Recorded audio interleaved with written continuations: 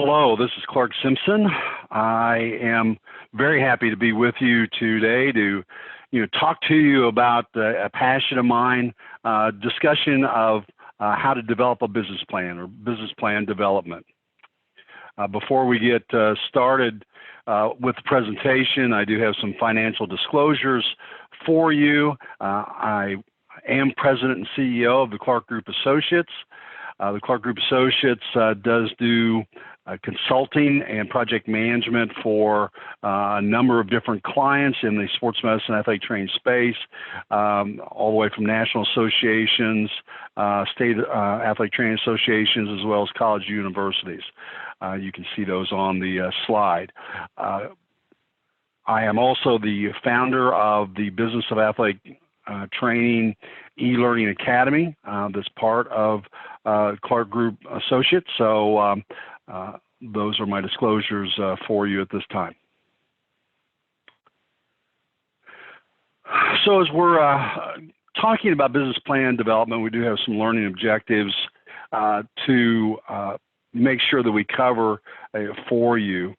By the end of the presentation, I would expect that you as a participant would be able to name the different components that are important to the development of a business plan, that you're able to explain the difference between a vision, mission, and what goals are, and that you would be able to describe what information is included in the financial section of the business plan. So, business plan development. This is an introductory course on the development of a business plan. It's a 1-hour presentation, so I could never teach all the aspects of a business plan. This is really just about getting us started, and we have to start somewhere. So this is again, as I said, an introduction to that. This course is intended to lay down a foundation for you on which you can build, to be able to give you the skeleton of what is included in a business plan, the information that should go into that, but then you're going to need to do a lot of work and research and your own education on how to completely develop that business plan.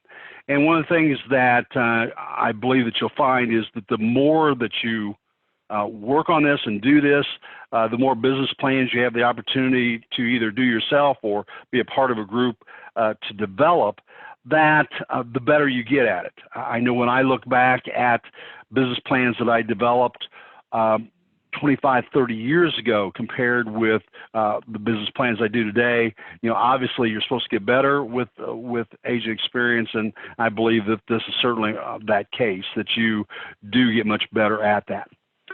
So what are the components of a business plan? Really, these 8 aspects are, in some variation of this, are really what I would expect a good business plan to have. And we're going to talk about each one of these areas as we get in the presentation. But the executive summary, general company description, the products or services that you're going to be doing. What is a marketing plan? What's the management plan?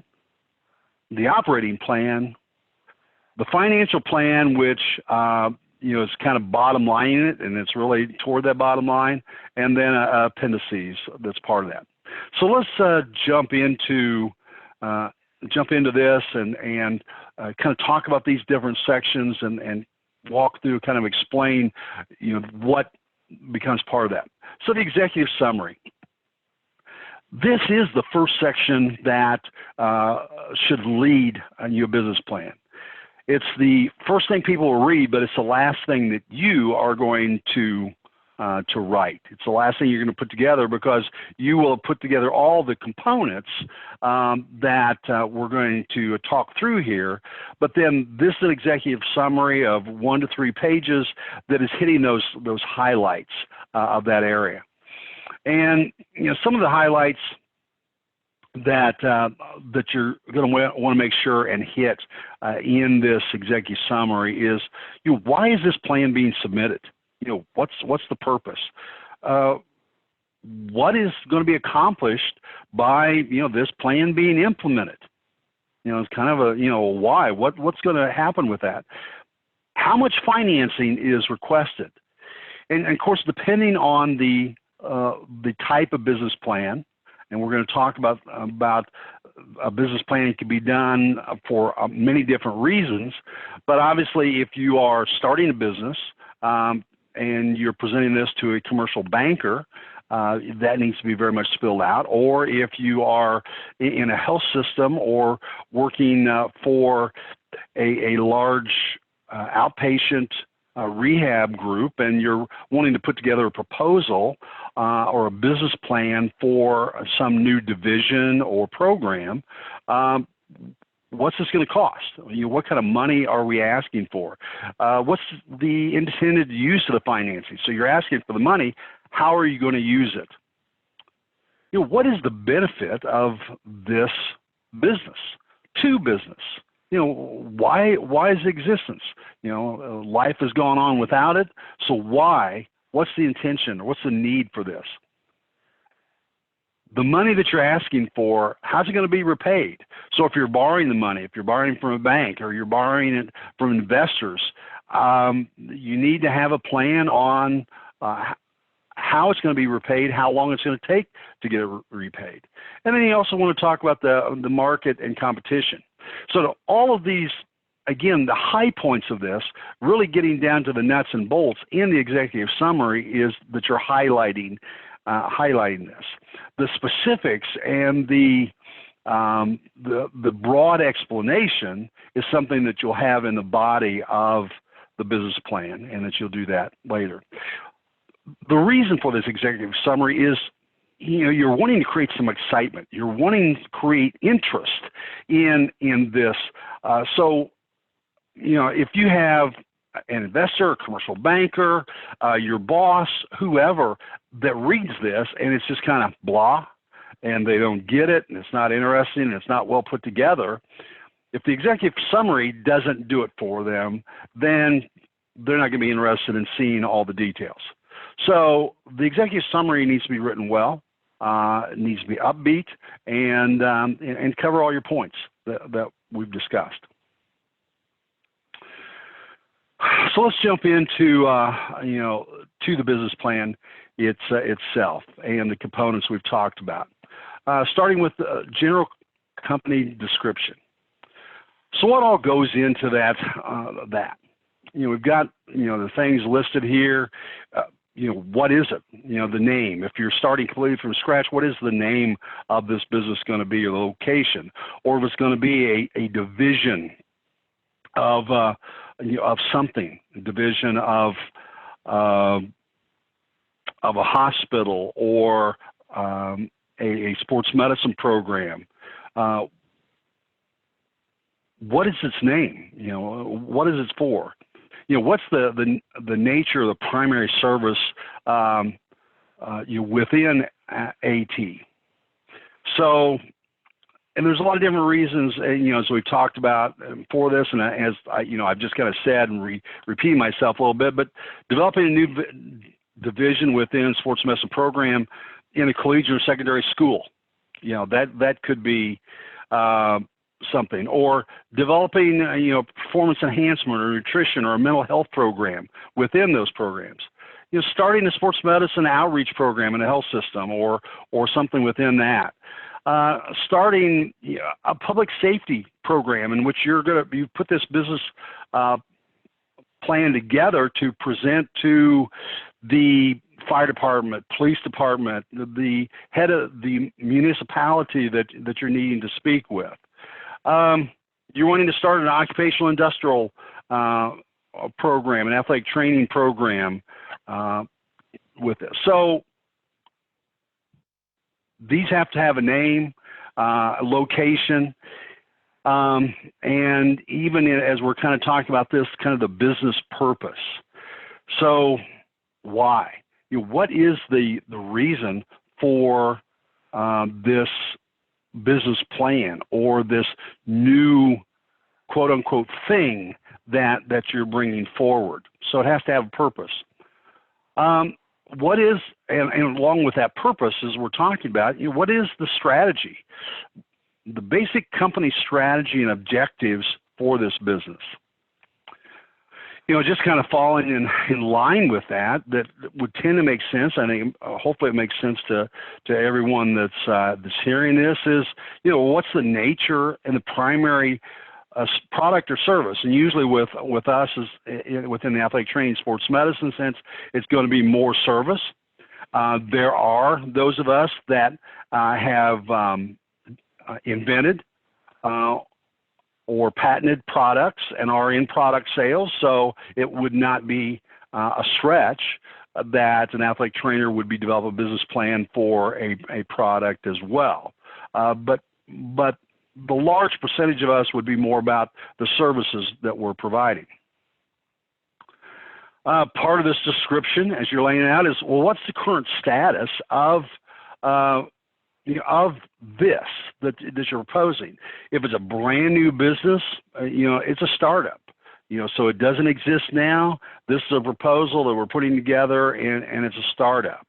Or, it's an existing business that you're a part of, and part of this business plan is, coming together as a buyout situation or an expansion, and you're wanting to add on to this. So you're going to the commercial banker and things are going well, and you're seeking finances or to an investor to expand this.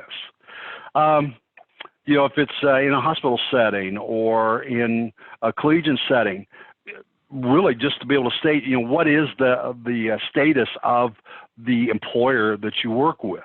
It's a not-for-profit organization or a for-profit organization, and lay those kind of things out. Give some type of history.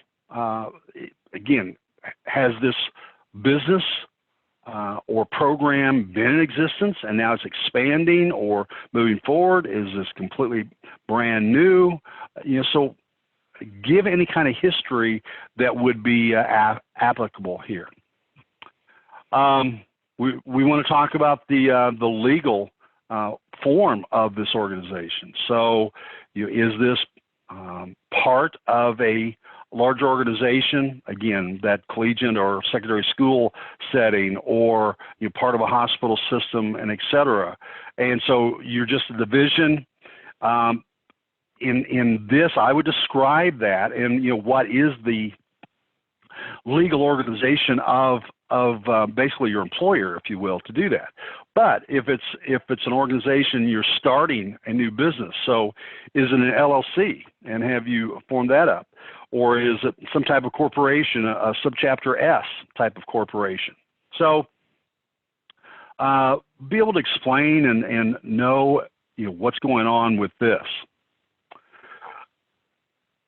Along with the company description, and kind of going into the whys and what this company is all about, is you want to be able to discuss the vision. What is the vision of this company or this business? And a vision can be, you can be within a company, and each division, each department can have its own vision with that. So what is a vision? Well, a vision, sets a direction. It's where you're going. A vision is, when we think of a vision and looking ahead, it really is that star, if you will, in the sky of where we're headed. This is our vision. This is where we want to go. It needs to be well thought out, very distinctive, and specific. So not some, just broad general terms that could fit anything, but really, what is your vision? Where is it? What are you reaching for? That's different than the mission. The mission then is, well, who are we? What are we going to do? Why are we here?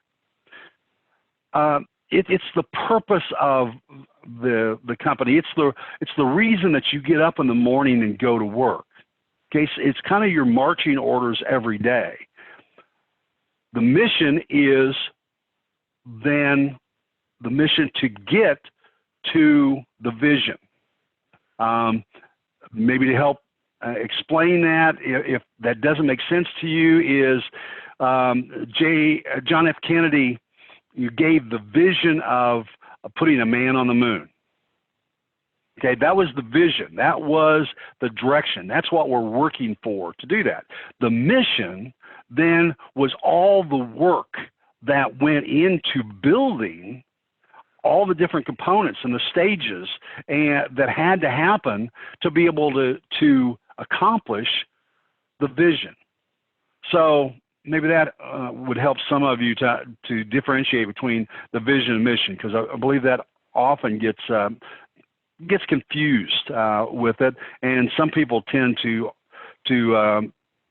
really kind of utilize vision and mission as the same thing, and they really are different. And then we need to think about our core values. What are the core values of the business that we're looking at? Now, again, if you're working for your organization has got core values. So the expectation is that the core values of this business is going to line up with the vision of the larger organization. But if it's something entirely new and different, then, you know, what are your beliefs? You know, what are going to be the norms that guide you as you move forward with that? Still talking about, you know, then our description of the company, we've got our vision, we've got our mission, and kind of our core values, if you did. We need objectives on what need to be done to work to accomplish the mission. So it's kind of a stair step down with it. We have to lay out major objectives that would be laid out as we're looking ahead, again, at this vision, and we're looking ahead at our day-to-day work. Well, how are we going to measure that? We need to have objectives. What are those objectives that we need to be accomplishing? And these are really kind of broken down into probably two major areas that I've got here. Financial objectives, you know, what are the performance aspects of that? And what are the strategic, operational, marketing objectives that we've got? And again, these should mesh, obviously. They should not be opposite of each other. So your strategic, operational, marketing objectives, if they're accomplished, should be heading you absolutely into proper financial performance, et cetera. So they come together. So you've got your objectives. Well, then you need to have a strategy on accomplishing these objectives. So we're going to build that. Now, something that really depending on, again, where you're at and who your employer is. You know, there is, you know, a corporate strategy. So if you work for a large health care system or even a collegiate setting, it could even be secondary school, et cetera. That overarching organization has a corporate strategy. And let's take a health system, for example. There's multiple service lines within a healthcare system, multiple businesses. So there is an overarching strategy for the corporation, but then there are all these many businesses. And so then each one of these businesses will have a business strategy. And obviously these business strategies have to be looking at the mothership, if you will, or the corporation, and have their strategies in alignment with, you know, accomplishing the overall corporate strategy. Well, then within each one of these businesses, we have different functional areas within each one of the businesses. That's where we quite often may find ourselves. So if it is within, you know, a physician practice, an orthopedic group, that again is going to have different, if you will, business units within that. So what's the functional area that we are working as an athletic trainer, or if we're working in that health system and we are either in a rehab setting, we're in the sports medicine outreach setting, we're in a performance enhancement setting, as part of a wellness program, whatever the case may be, those are all different functional areas. And so what are the strategies that, that are developed within that? Again, all looking toward this multi-tiered aspect. Those strategies cannot rub against the objectives and mission of the organization above it. And then each one of the functional area strategies is going to have operating strategies. So what do we actually do, you know, when we're coming to work? What are the things that we're looking at? And we'll talk more about those operating strategies, you know, in a little bit. So that's crafting a strategy and what that may look like. And then executing the strategy. So we've created a strategy and we've got as detailed and specific as we can. Now remember, this is in the body of the business plan. So this isn't going to go in the executive summary, but we can get very, very detailed and should really do as much planning and thought here in the strategies and how to execute that strategy as we can. So as we're presenting this to, again, our boss or an investor or that commercial banker, whoever that may be, when they see this detail and you've really put this amount of thought into down to every dot and tittle, that is important. That tells them that this person has really done their thinking, their planning, their research to get that. And then lastly, how are you going to evaluate all this? So you've done all this planning. You know, what kind of system of assessment and planning are you going to do? Because no plan is perfect. You know, no matter how much we do and plan and think through this, when we actually get into operationalizing that plan, there will be things that will go wrong. The plan may have been perfect when we did it, but as we know, all things change.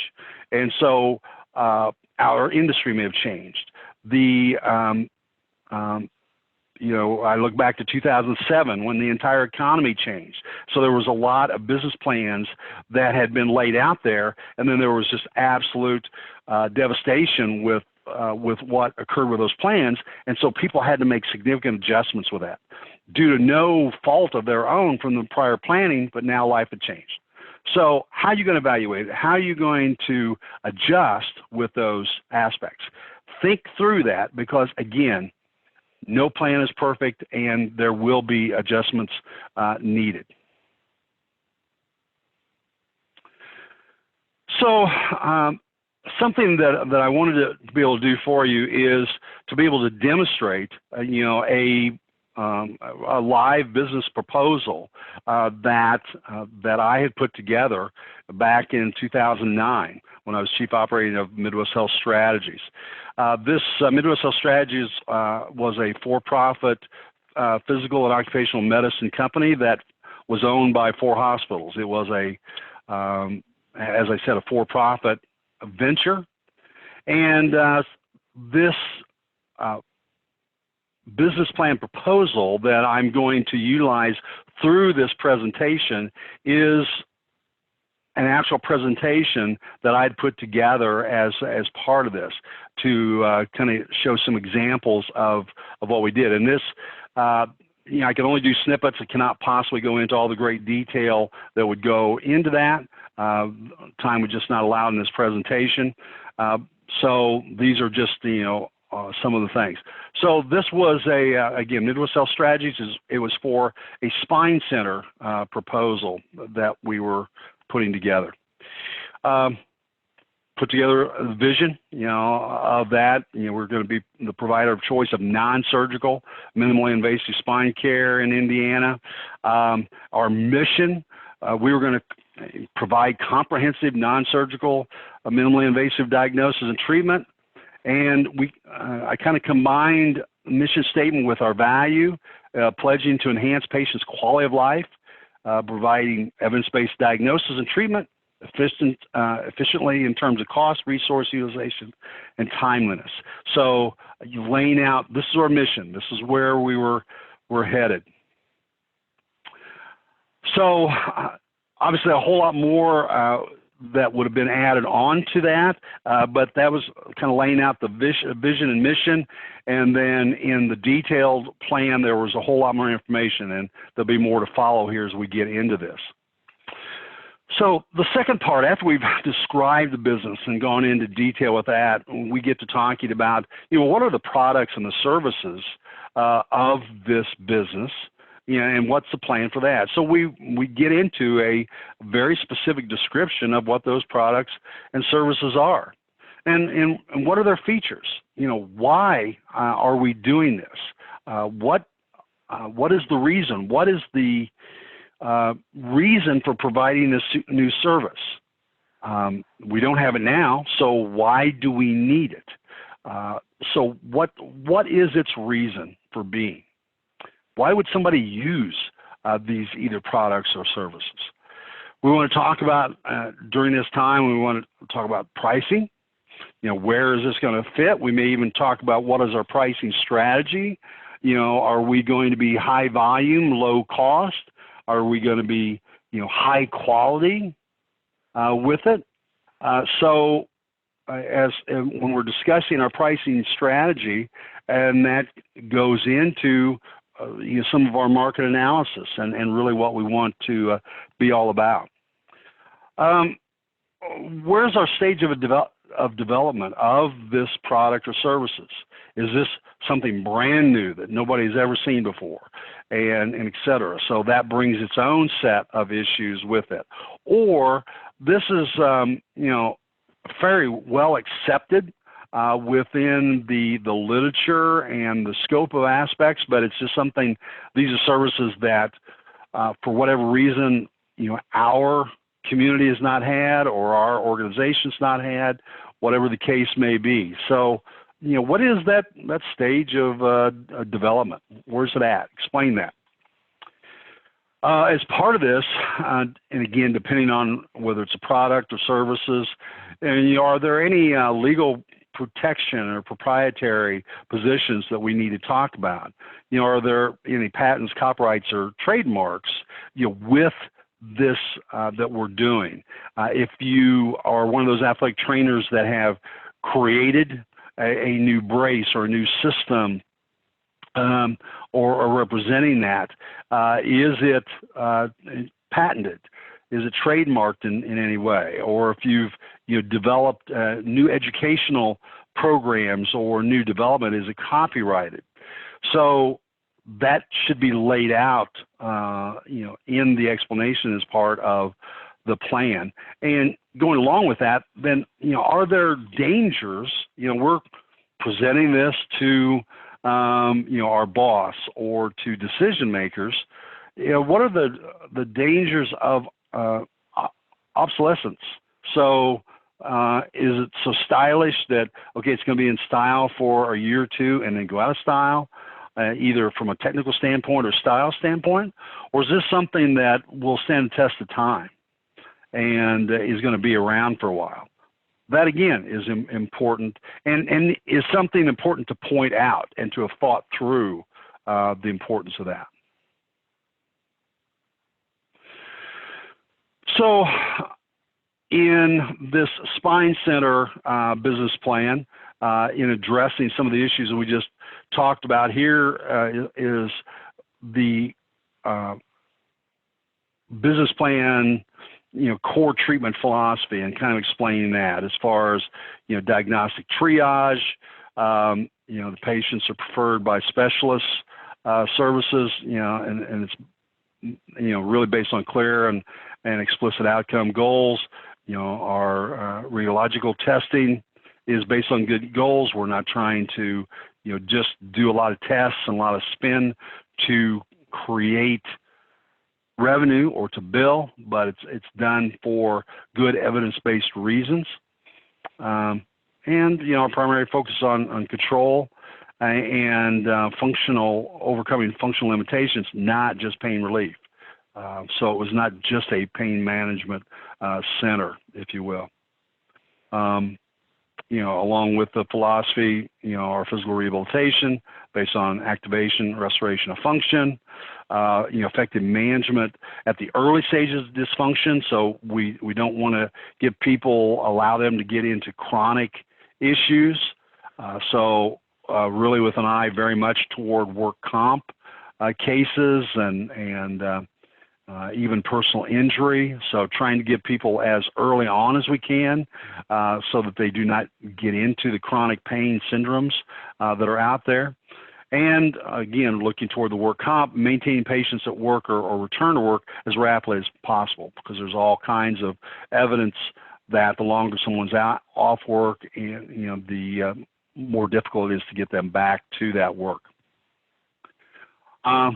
Primary care core, so an explanation here in this presentation that our main physician as far as the triage was going to be a non-surgical specialist, and in this case a physiatrist or a PM&R specialist. Again, we're really going to be following evidence-based testing and treatment algorithms, so not just trying to do a whole bunch of tests or procedures so that we can bill a lot, but really following best practice. And that's what the final statement there clarifies. Kind of a listing of services that would be part of the spine center. So this is a list of the services that we were proposing in this spine center. So all the way from the triage and evaluation and interventional spine, spinal pain management.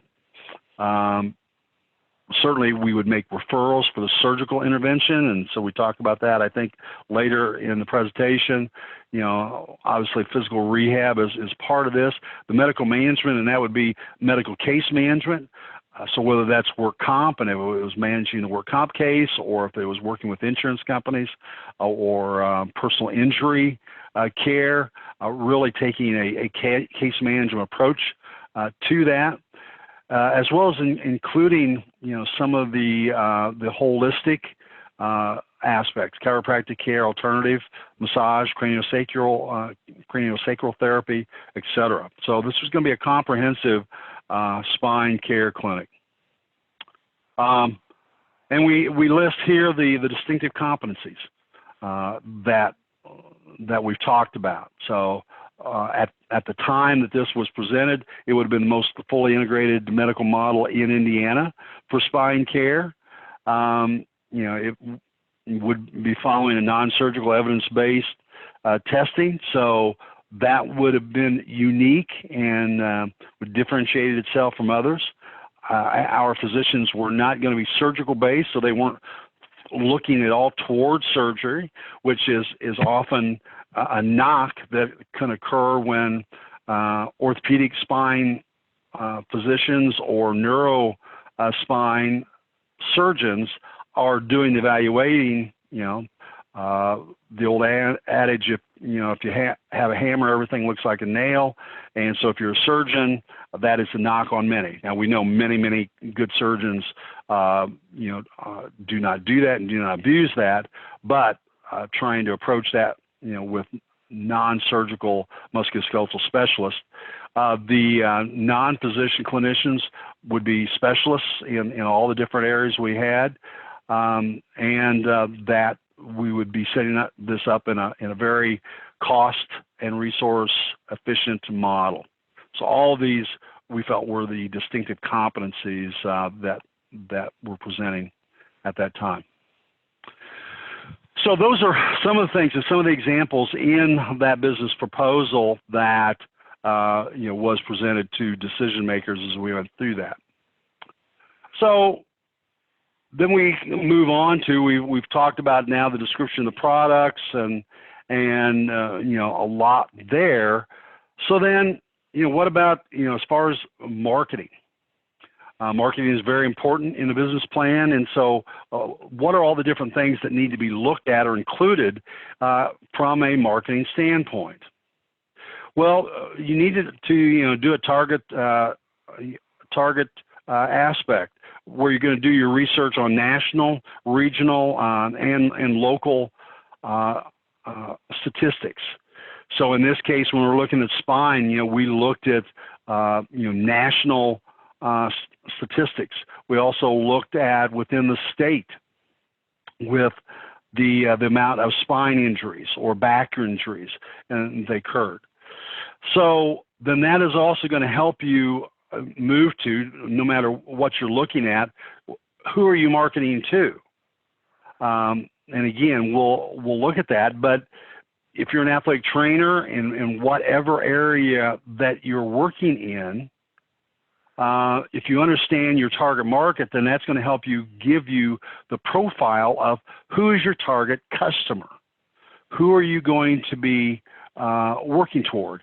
And you can kind of split that customer into who's going to be your patient customer, who is it that you're going to take care of, but then from a marketing aspect, it may be then who is going to be your marketing customer. Because quite often, if you're doing a rehab business or performance enhancement / rehab / post-rehab, those referrals may be from physicians, physician offices, from case managers, from insurance companies themselves. And so those are going to be marketing customers that you're going to look toward. So all that needs identification with it. What's going to be your selling approach with whatever you're doing? So if this is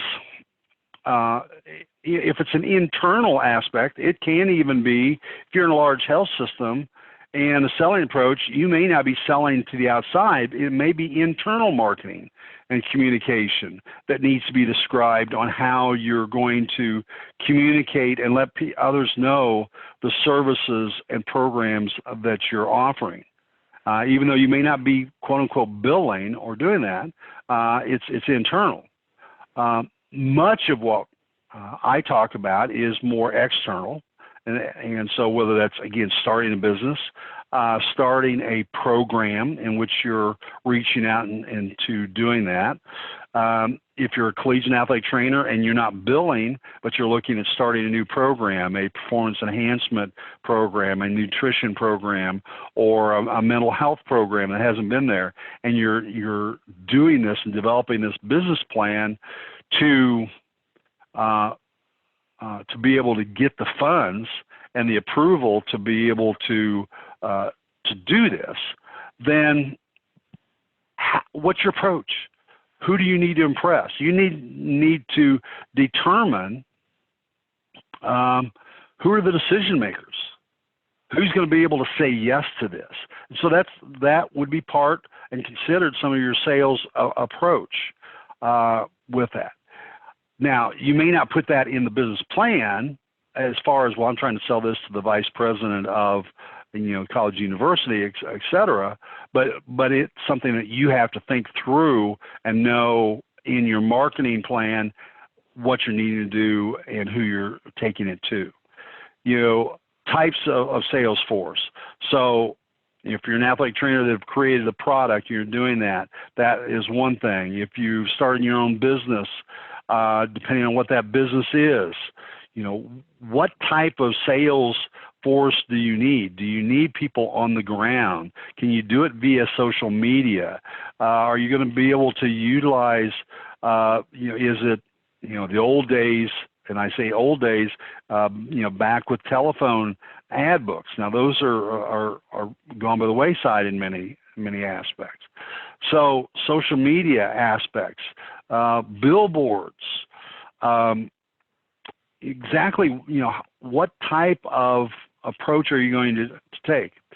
Distribution channels, something you need to think about. There's some of the businesses, many of the businesses we do would not necessarily have any significant distribution channels, but if you do have a business that has, you need to consider that.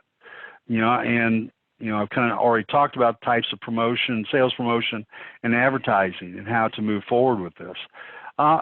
And what's your pricing strategy and policies? That's important in your sales and marketing approach. unless you're marketing to people that money is no object, and so money is not the issue. It's really the quality of service. All that is something that you have to think about and consider as part of your marketing plan.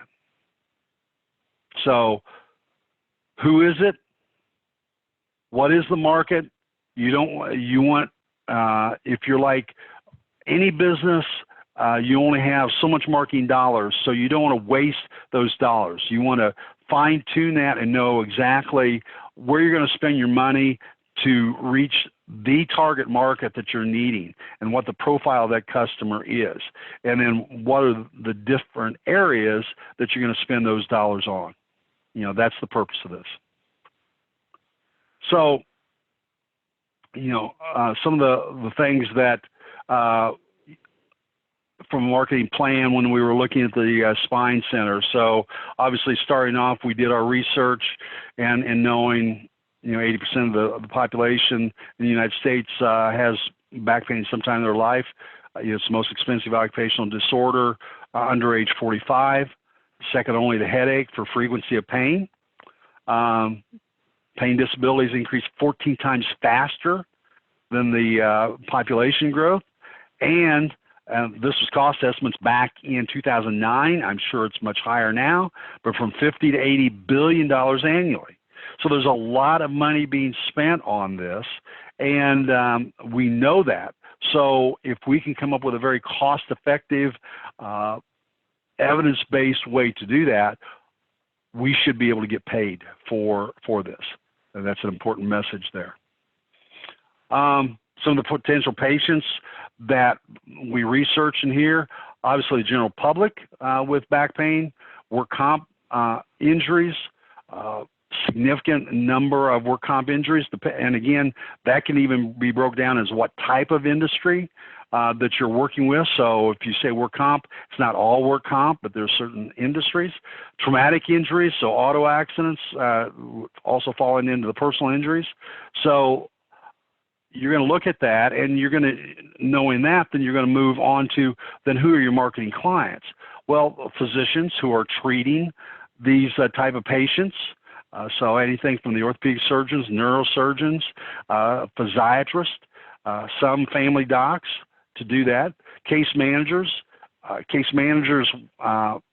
depending on the state where you're at and what you're doing, work comp case managers direct care a lot. So you're going to market very much to a work comp case manager, but you also have case managers that are working for insurance companies on some of the personal injury aspects as well. Then the insurance companies themselves, to make them aware of this service and of what we were looking at, as well as employers and the general public. So these were very much the clients that the spine care would have been looking to. You know, our strategy was to be offensive, you know, to be aggressive and not sit back and wait, because this was a new concept in Indiana at that time, and nobody was really doing it. We recognized, we did a market search of all the people within a 50-mile area that did work in spine, and there's an awful lot of people that do it, but they were small, a lot of them single service and fragmented. So we were looking at putting together a comprehensive program, and we were going to market it as such. Really be a preemptive strike into that and be aggressive with that. So that was our strategy. You know, promoting the case management function. So we're really looking at this and really managing this case to do it. Being able to communicate with physicians that referred into this, especially the surgical, physicians that, you know, surgeons like to do surgery. And so if a surgeon can be referred patients that are going to need surgery, that just makes them more efficient. So since this is a non-surgical situation, our plan was to be able to tee those surgical patients up. And so for those individuals that got referred to us, if surgeons referred someone to us, they got worked up and they really need surgery, they were going to get referred back to that surgeon. And so it was efficient for them, it would be efficient for us to work that through. And I kind of missed point two, but communicating with other physicians that they could participate in this. So this wasn't going to be exclusive. So if you had a primary care doc that was referring in here, that we're not going to cut them out and take this patient over, but would be working with them. Some of the marketing objectives laying out here, awareness of comprehensive services, et cetera, marketing, via, special events, community relations, all of those things. So again, as I talked about, that you need to include in your business plan, these are the things that we went through, and we did just that. A business plan that you're developing needs to have understanding of what's the management team. So the executive team, your management team, again, depending on what level that you're at, if it's a large business or et cetera, you're going to have an executive team and then management team of directors and managers, et cetera. So what is that? Do you have outside investors or directors? And if you do, who are they? What are their qualifications? And to lay that out. Outside resource people or qualifications. So when I started my original rehab company, ProCare Rehabilitation Services, when we did that, this was one of the best things that I ever did. All these people cost money, but they're well worth it. You want to have a good attorney, and I would say a good attorney that understands healthcare and a specialty aspect of that. You want a good accountant that's going to help you with that, because while I have an MBA, I didn't have when I started my business, but even with an MBA does not make me an accountant. I know how to read spreadsheets and how to make these decisions, but I am not an accountant.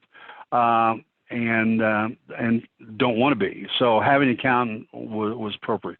Banker, if you are in a situation that you're going to be borrowing money, et cetera, you want to develop a good relationship with a commercial loan group or banker. And then an advisory board. I highly recommend this to, if there's any athletic trainers that I'm talking to that would be starting businesses. Or even a large program with this situation. Put together a group of advisors that are successful, you respect, that can come together. I had a tremendous group of advisors that helped me and my partner put together a business plan when I started ProCare Rehabilitation Services. And we did this. It was a year-and-a-half process that we went through. So this is not something you just do and a couple of months later and you're done. This takes some time.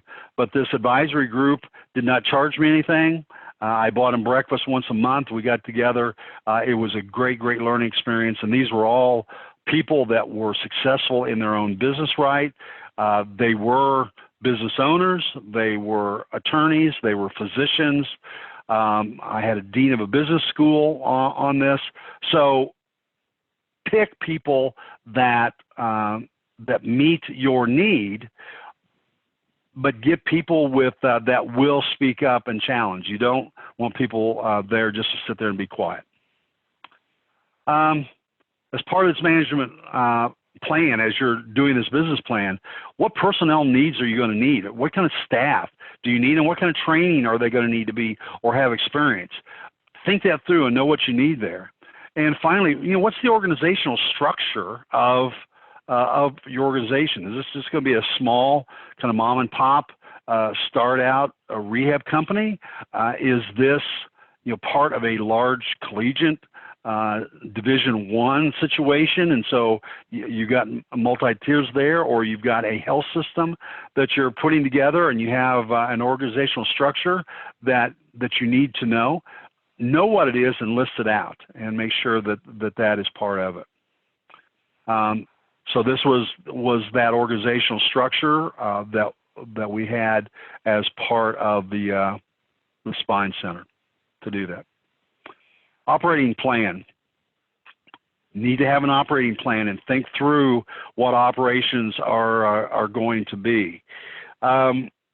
And when I'm talking about this, when you're thinking about this and thinking about starting whatever phase, as we've talked many times in this, no matter where you're at, reception and scheduling.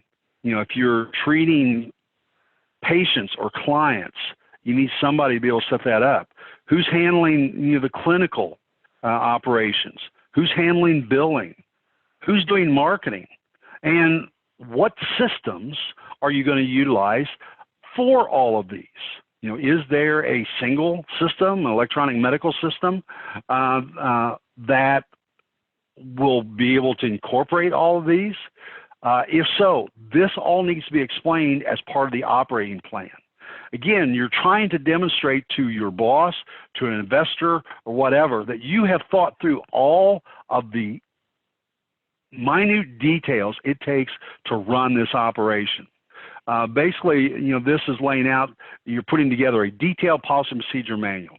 You're thinking through every aspect of the business and how it's going to be handled. So, you know, the operating methods, you know, the facility, size, location, layout of that. You know, if you know where that's at, or you know what the build out's going to be, or what you're going to have to lease or buy, what does that look like? And then the policy procedural aspect, quality and control methods, inventory, how are you going to do that? How are you going to monitor and control operations, supply and purchasing? So your policy and procedure manual, and again, why that's important, this is the part that most of us really do not like taking the time. We want to move on and do what we like doing clinically and to work with that. But this stuff is so important. And if we want to be able to demonstrate in our business plan that we've thought this through and we have a plan. So financial, we're kind of getting down to some people think a business plan, this is all that it is. Well, there are different things that I recommend that need to be in a financial plan. And when I say you know, this is, I think, commonly held business understanding when you're going through this. You know, I neglected to say before, I taught in an MBA program, you know, for a number of years. And so in putting together a financial plan, there are several things you need to put in it. The pro forma, you know, if you're starting this from scratch, you're looking at, you know, these are guesstimates. You're trying to, but you want to be able to back them up with as much research and understanding and experience as you can. You want to put out 2 to 3 years. So it's not just 1 year, at least 2 years, preferably 3. There will be a lot of business books, management books that will go 3 to 5 years. I feel like in today's world, with things moving so quickly, when you get above 3 years, it's just pipe dreams anyway. So I'm recommending 2 to 3 years of having this. And these statements here, income statement, a balance sheet, cash flow, a break-even analysis, the funds required that you're going to need for this, and where's your planned source of financing? How are you going to get this? This all needs to be included in your financial plan. So, you know, what is, you know, income statement? It is, you know, that profit and loss statement. It's pretty much straightforward. It's the revenues that are coming in, okay, your costs and expenses that are going out, and then that's very basically dropping down. So what's your revenue coming in? What is your cost and expenses going out? That's your income statement. So that's one aspect and one form that you're going to have. And I will say here, and probably say it a couple more times, I'm not an accountant. I certainly recommend that you work with an accountant or an accounting firm to help you put these things together. If you are starting a business, you know, I worked together. When I did that, I actually went out and I worked with an accounting firm that helped me put together the proposal. If you're working in an organization, then your organization probably has, you know, if it's a hospital system, you've got, you know, business to finance. Have them help you put together this. So so work with people to do this. Do not necessarily do it yourself unless you're interested in business, unless you've got a minor in accounting, et cetera. I'd recommend certainly moving forward with this. Balance sheet. The balance sheet is really talking about assets and liabilities. So your assets are, what is your cash, your accounts receivable, inventory, building, furniture, equipment, things like that. Those are all positive assets. And then what are your liabilities? Well, those are the accounts payable, the bills that you're owing, taxes, salaries, interest, loans. That's the money going out. Those are the liabilities. And then finally, the owner's equity. So if this is an ownership aspect, what is that equity? Now, again, this can be different in a lot of your situations, that it's a not-for-profit and you're working for a large organization, so you may not have to worry that much about the owner's equity, but an accountant will help you put together this balance sheet, to lay this through. Cash flow statement. So that's the cash that drops to the bottom line when you evaluate, these three areas of operations, investment, and financing. Okay, so it's all the cash inflows, the company receives from both the ongoing operations as well as external investment sources, if you have anybody. Right, so it's cash made by the business through the operations, investment, and financing. And at the end of the line, it's the cash or the net cash that drops to the bottom line as we're looking at that. That's a cash flow statement. It can be very simplistic for a small organization. It can be very complicated on large organizations. Break-even analysis, for your profits and cash flows. This is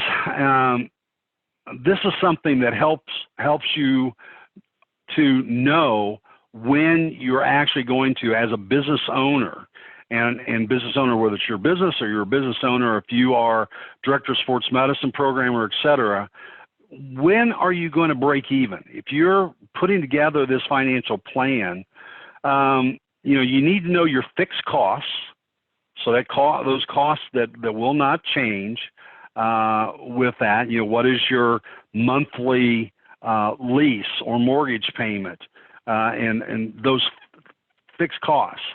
Then what are your variable costs?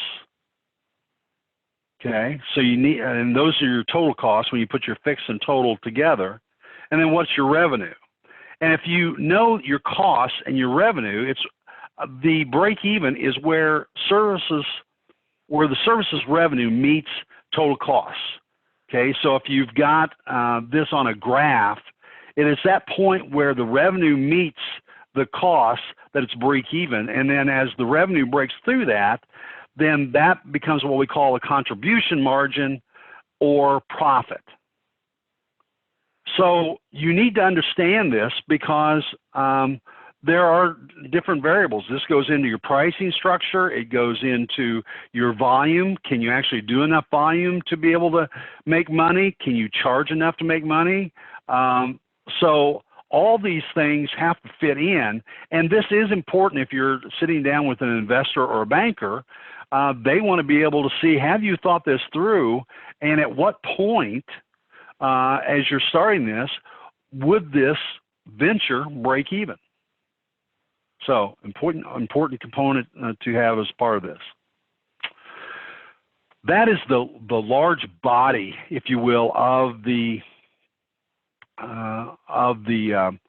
business plan. And then for an appendix, you may not need an appendix all the time, but if you are going to start a business and meeting with the commercial loan department or other things, you need to have the ownership management resumes vitae.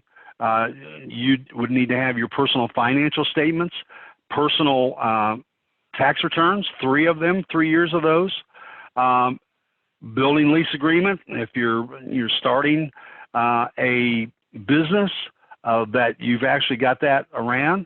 An ethics code is nice, to lay out, what you're all about.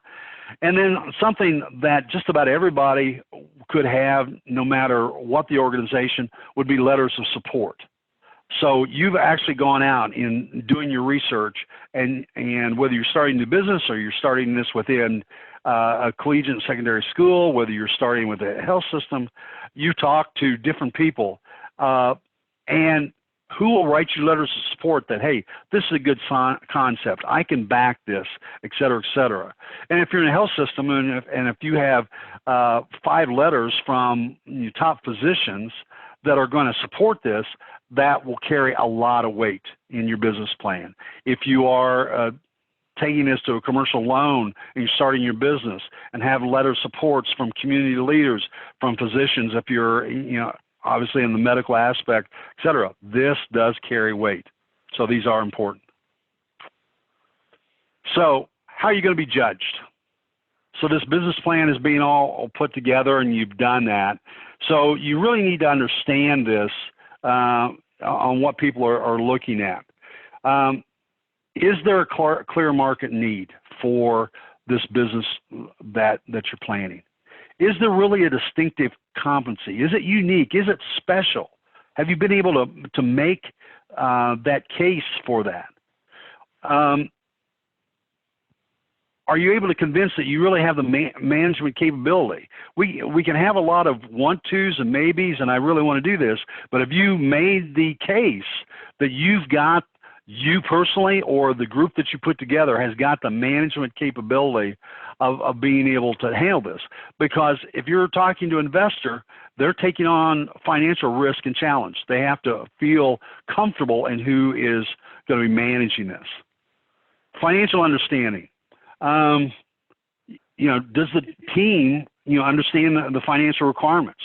So what we just talked about, all those financial statements, a lot of work. I mean, we went through it, in a short period of time, but a lot of work goes into those numbers, and they have to be numbers that you can back up. And then, is this really a real investment opportunity?